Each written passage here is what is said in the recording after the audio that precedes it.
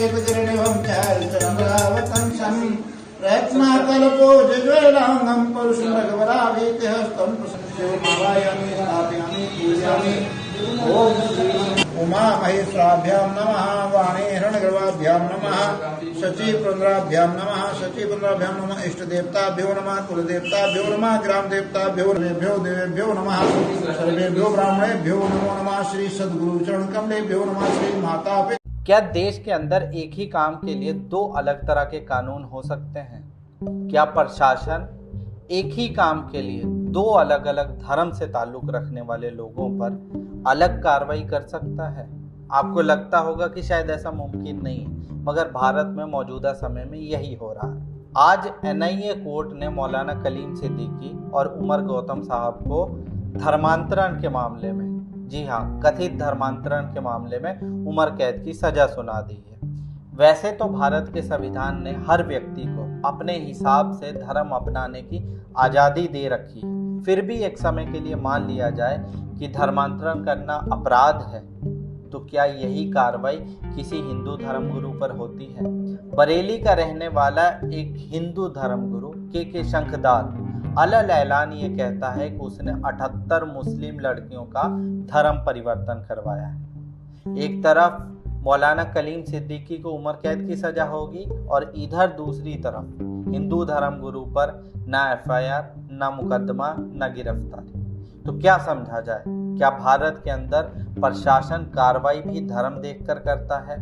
अगर आप हिंदू धर्मगुरु हैं और सत्ता का संरक्षण प्राप्त है तो आपके सारे गुनाह माफ हैं, मगर आप मुसलमान हैं तो आपका मुसलमान होना ही अपराध। I am a proud daughter of mister Mohammad Umar Gautam.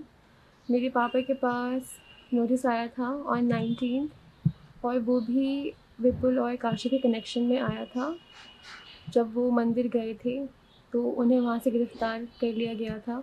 उसके बाद मेरे पापा का नाम इन्वॉल्व हो गया था, तो मेरे पापा गए थे इंटरोगेशन के लिए डासनाम पुलिस स्टेशन। वहाँ उनसे पूछताछ किया गया, उनसे पूछा गया काशिफ के बारे में और विपुल के बारे में। विपुल कन्वर्टेड मुस्लिम है और भी बहुत सारे क्वेश्चंस पूछे गए। फिर रात में मेरे पापा आ गए थे। जब वो घर आए थे तो फिर हम लोगों ने पूछा उनसे कि क्यों बुलाया था और क्या बात हुई, तो उन्होंने कहा कि एटीएस और आईबी वहाँ थी और उन्होंने बहुत सारे क्वेश्चंस पूछे थे कि आप कैसे जानते हैं विपुल को, आपका क्या कनेक्शन है काशिफ के साथ। लेकिन मेरे पापा ने ये कहा कि उनका कोई कनेक्शन नहीं है, ना विपुल के साथ और ना काशिफ के साथ। वो एक बार पापा से प्रोग्राम में मिले थे, उसके बाद पापा का कोई कनेक्शन कम्युनिकेशन नहीं हुआ। फिर बाद में एटीएस ने कहा कि आपको 19 को दोबारा आना है विद डॉक्यूमेंट्स में आपके पासपोर्ट, अकाउंट डिटेल्स और फॉर्म्स वगैरह लेकर आना है for verification. So my father was confident और वो चले गए। फिर हम लोगों को लगा कि वो जैसे उस दिन गए थे सुबह शाम को वापस आ गए थे, उस दिन भी वो शाम तक वापस आ जाएंगे, लेकिन ऐसा नहीं हुआ। फिर हम लोग बहुत परेशान हो गए थे। मैंने अपने भाई को फ़ोन किया पूछने के लिए कि क्या बात है, अभी तक क्यों घर नहीं आए हो और पापा कहाँ हैं। तो मेरे भाई के पास भी कोई इन्फॉर्मेशन नहीं थी कि मेरे पापा कहाँ हैं। फिर बाद में उसने कहा कि इंस्पेक्टर ने एक ब्लैंक पेपर पर साइन करवा लिया है और ये कहा है कि वो कंटेंट तैयार कर रहे हैं और उसके बाद तुम पापा के साथ घर जा सकते हो। तो मेरा भाई इस इंतज़ार में था कि पापा आएंगे और फिर हम घर जाएंगे, लेकिन 2 बज गए। मेरे पापा के बारे में कुछ भी पता नहीं चला कि वो कहाँ हैं, कैसे हैं। फिर संडे की सुबह पता चला कि एटीएस उन्हें लखनऊ लेके चली गई। बेसिकली मेरे पापा को इलीगली डिटेन कर लिया था और उनके वेयरअबाउट्स के बारे में किसी को कोई इन्फॉर्मेशन नहीं दिया। यहाँ तक कि पुलिस ने भी कोई इन्फॉर्मेशन नहीं दिया कि क्यों लेकर जा रहे हैं और कब लेकर गए और कहाँ लेकर गए। वो तो बाद में किसी और से पता चला कि पापा लखनऊ में हैं। तो हम लोग बहुत परेशान हो गए। फिर थोड़ी देर के बाद पता चला कि पापा के ऊपर बहुत सारे सेक्शंस लग गए हैं।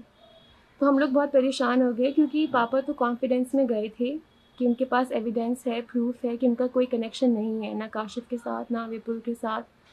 लेकिन फिर बाद में पता चला कि उनके ऊपर कन्वर्जन जिहाद का लेबल लगा दिया है और उन्हें जिहादिस्ट का लेबल लगा दिया है और बहुत सारे लेबल्स लगा दिया।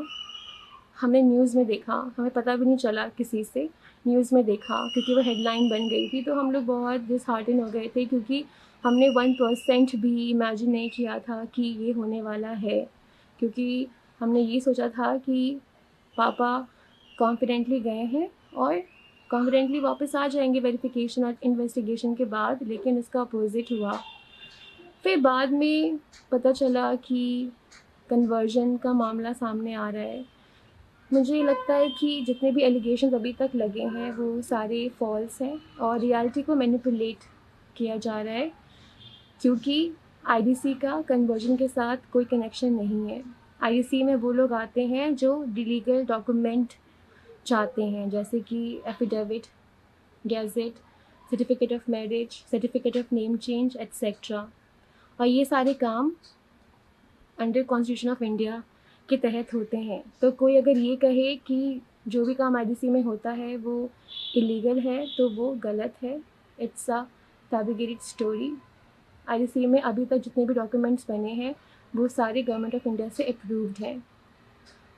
अप्रूव किसने किया? मजिस्ट्रेट ने किया। डॉक्यूमेंट किससे बने? लॉयर से बने। तो अगर कोई ये कह रहा है कि कन्वर्जन हुआ है तो कन्वर्जन का कोई भी मामला आईडीसी के साथ नहीं है, क्योंकि जितने भी लोग अभी तक आए हैं और जो पापा से कनेक्ट हुए हैं वो रिवर्टेड मुस्लिम है जो सिर्फ अपने डॉक्यूमेंट्स के लिए असिस्टेंस चाहते हैं। That's the role of IDC. दूसरा रोल आईडीसी का ये है to help vulnerable people. Why? Because मेरे पापा का मोटो है to uplift the people, to build a bridge and to assist poor people in terms of finance and other factors। तो ये जो एलिगेशन लगा है कि लोगों को ल्योर किया है एम्प्लॉयमेंट और वाइफ एट्सेट्रा, बेबुनियाद है, क्योंकि जितने भी रिवर्ट्स ने आईडीसी से कांटेक्ट किया है डॉक्यूमेंटेशन के लिए वो सारे पढ़े लिखे हैं। तो मुझे नहीं लगता कि पढ़े लिखे इंसान को कोई ज़बरदस्ती कन्वर्ट कर सकता है। I don't think so. अगर कोई जॉब करता है तो उसको जॉब की ज़रूरत नहीं है। मेरे पापा एक सोशल वर्कर हैं, तो उन्होंने बहुत लोगों की मदद किया है फाइनेंशियली, नो डाउट। वो भी इसलिए ताकि वो उन्हें अपलिफ्ट कर सकें। और बहुत सारी एक्टिविटीज़ हैं जैसे राशन बांटना, कंबल बांटना, असिस्टेंस करना। तो ये सारा रोल आईडीसी का है और मेरे पापा का इन्वॉल्वमेंट सिर्फ़ और सिर्फ कॉन्स्टिट्यूशन राइट के तहत डॉक्यूमेंट्स देना है और सोशल वर्क करना है। That's it. तो जो एलिगेशन लगाए जा रहे हैं कि आईएसआई की तरफ से फंड किया जा रहा था और तभी जो है इतने लोगों तक वो मदद कर पाते हैं, मीडिया ट्रायल में ये सब चीज़ों को कैसे देखते हैं, इन पर क्या कहना चाहेंगे? मीडिया ट्रायल बहुत ही डिसअपॉइंटिंग और डिसहार्टनिंग है, क्योंकि मीडिया ने मेरे पापा को कल्प्रिट बना दिया है, as if he is the culprit, he is a villain. लेकिन अभी तक ना कोई एविडेंस सामने आया है, ना कोई प्रूफ सामने आया है जो ये क्लेम करे कि हाँ he is the one who is involved और who has any kind of involvement with ISI और Pakistan. There is no evidence. Evidence क्यों नहीं है? क्योंकि मेरे पापा का कोई इन्वॉल्वमेंट नहीं है। जो ये एलिगेशंस लगा रहे हैं कि आईएसआई के साथ कनेक्शन है, पाकिस्तान गए हैं, वहाँ के लोगों को उन्होंने इन्फ्लुएंस किया है और एजेंट हैं वगैरह वगैरह, ये सारे बेसलेस हैं, कोई दम नहीं है। ये सिर्फ बातें हैं जो मीडिया उनको लेबल कर रही है। तो जो मीडिया ट्रायल हो रहा है वो बहुत गलत है। मेरे पापा की रेपुटेशन टार्निश कर रहे हैं और लोगों को पता है कि my father he is such an excellent person और वो दूसरों के लिए एक पॉजिटिव एग्जाम्पल है और लोग उनसे मोटिवेट होते हैं इन अ पॉजिटिव मैनर।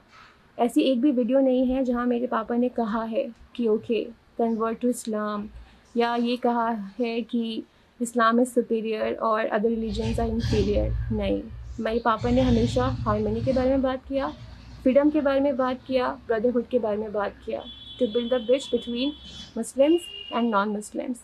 तो अगर कोई ये क्लेम कर रहा है कि मेरे पापा ने जबरन किसी को कहा है कि आप मुस्लिम बन जाओ तो वो गलत है, क्योंकि मेरे पापा एक इस्लामिक स्कॉलर हैं, प्रीचर हैं और वो इस्लाम फॉलो करते हैं।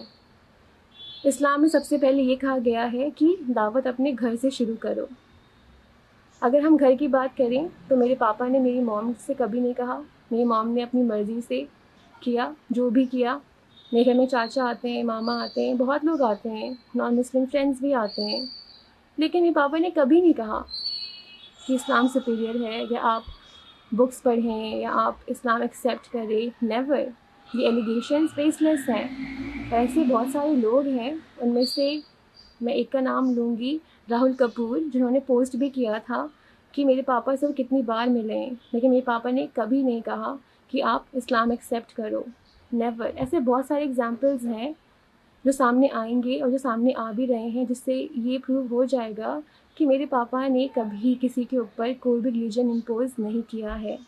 जब मेरे पापा जा रहे थे पुलिस स्टेशन, तो वो अपने डॉक्यूमेंट्स कलेक्ट कर रहे थे, तो वो कज़ाकिस्तान के डॉक्यूमेंट्स भी रख रहे थे क्योंकि उनके पासपोर्ट पर कज़ाकिस्तान का वीज़ा है।